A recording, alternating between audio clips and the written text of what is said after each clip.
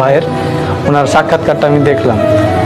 আল্লাহর কসম, আল্লাহর কসম, আল্লাহর কসম, এই ভিডিওটা দেখার পরে আমার মানে এই মুহূর্তে ইসলাম ধর্ম গ্রহণ করতে হবে এরকম একটা চিন্তা ভাবনা আর কি। ওনার নাম্বারটা নিলাম, নাম্বারটা নিয়ে ফোনে সেভ করে রাখলাম। তো তার পরের দিন আমি মাঠের মধ্যে গিয়ে ভাইকে ফোন দিলাম, মানে বাড়িতে থাকলে হয়তো কেউ জানবে বা আমার কথা শুনে হয়তো কেউ আমাকে বিভ্রান্ত করার চেষ্টা করবে। তো আমি ফোন দিলাম ভাইকে, ভাইয়ের সঙ্গে যোগাযোগ হলো। তো ভাই আমাকে একটা প্রশ্ন করেছিল যে তুমি যে ইসলামে আসবা, তুমি কি ইসলামের প্রতি ঠিক থাকতে পারবা? তো আমি আপনাকে মানে ওনাকে বলেছিলাম যে আপনার এই ইমানদীপ্ত সাক্ষাৎকার দেখলাম, এরপরে আপনি যদি এত দূর পর্যন্ত আসতে পারেন তো আমি কেন পারবো না, আমিও তো একজন মানুষ। উনি বললেন আচ্ছা ঠিক আছে। তারপরে ওনার কাছে আমি কলেমা শাহাদাত পড়লাম। ইসলাম ধর্ম গ্রহণ করার পরে প্রায় 3 মাস মতো বাসায় ছিলাম। হিন্দু থাকা অবস্থায় আমি প্রায় সব ধরনের পূজা করতাম, সব ধরনের উপাসনা পূজার বিভিন্ন কার্যকলাপে জড়িত থাকতাম। গ্রামের যত অনুষ্ঠান হতো মানে সবগুলোই আর কি পালন করার চেষ্টা করতাম, পালন করতামও। তো এই মতো অবস্থায় ইসলাম ধর্ম গ্রহণ করার পর আমি ওইগুলো থেকে ফিরে আসছি।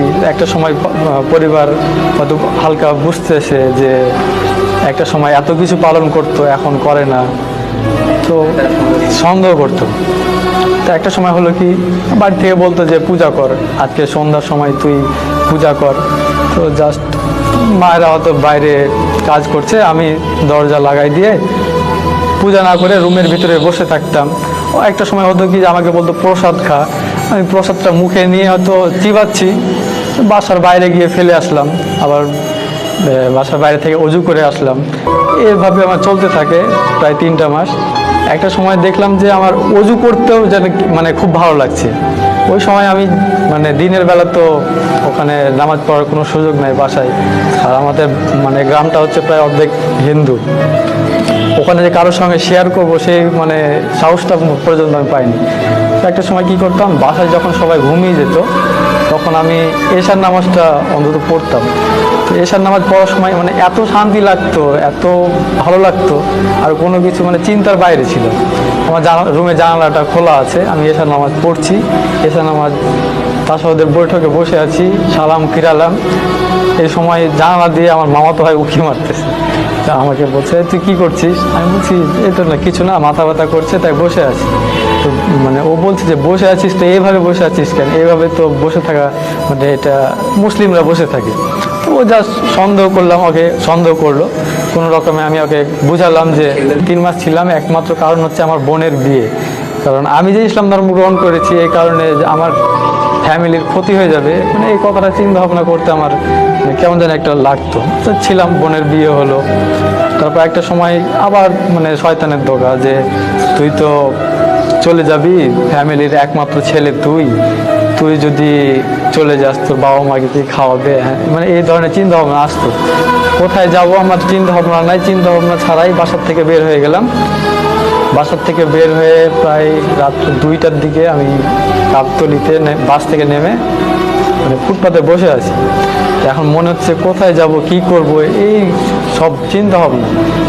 দরকার যদি হয় সারাটা জীবন আমি রাস্তায় কাটিয়ে দিব, রাস্তায় কাটাবো, নামাজ পড়বো, হয়তো কোনো একটা কাজ করব, ছোটোখাটো দিন চলে যাবে ইনশাল্লাহ।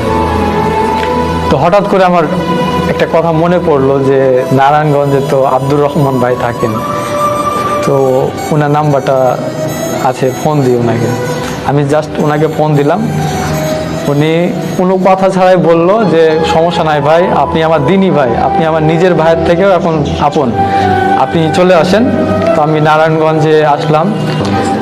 আমি যখন বাড়ি থেকে বের হয়ে আসি তখন মানে আমার চিন্তা ভাবনা হয়েছিল যে আমি বাড়ি থেকে বের হয়ে আসলে একটা না একটা কিছু ঘটবে, এই জন্যে আমি বাসা থেকে ফোন, সিম কিছুই নিয়ে আসিনি। ফোনে যত সিমে যত নাম্বার ছিল, যত contact number, Facebook, Messenger, WhatsApp, Twitter সব কিছু আনইনস্টল করে সেট ফরম্যাট মেরে আমার জন্যে যাতে কেউ মানে ক্ষতিতে না পড়ে।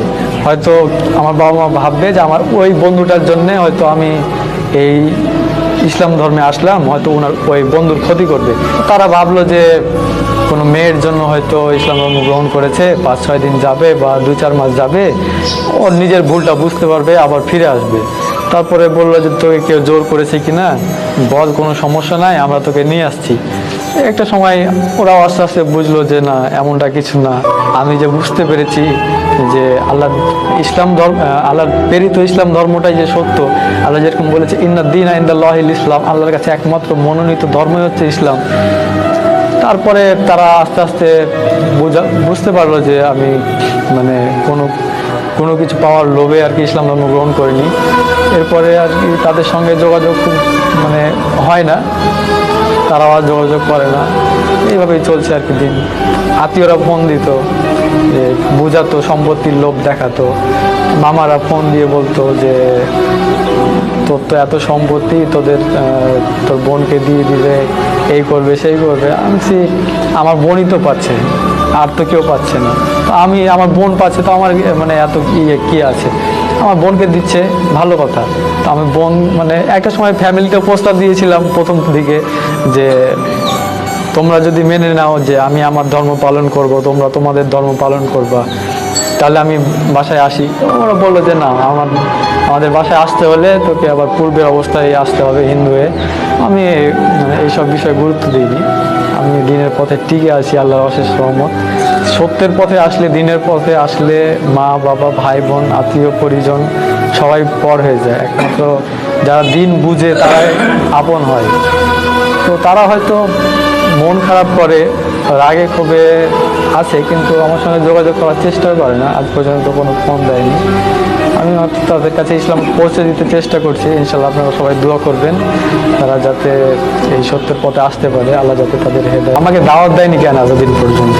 তো এই যে আমার একটা ক্ষোভ, এই ক্ষোভ থেকে আমি এখন দাওয়াতি কাজ শিখছি। আমাদের প্রত্যেকটা মুসলমানের উচিত প্রত্যেকটা ঘরে, প্রত্যেকটা অমুসলিমের কাছে এই দাওয়াতটা পৌঁছে দেওয়া। এটা আমার দায়িত্ব, এটা আমাদের কর্তব্য।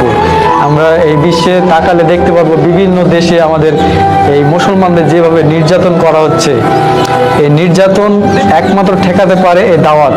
আমাদের দাওয়াত সর্বস্তরে পৌঁছে দিতে হবে। এই বিষয় নিয়ে আমাদের প্রত্যেকের কাজ করা উচিত। যে যেখানে আছে যতটুকু পারি আমরা এই দাওয়াতটাকে আমরা পৌঁছে দেবো।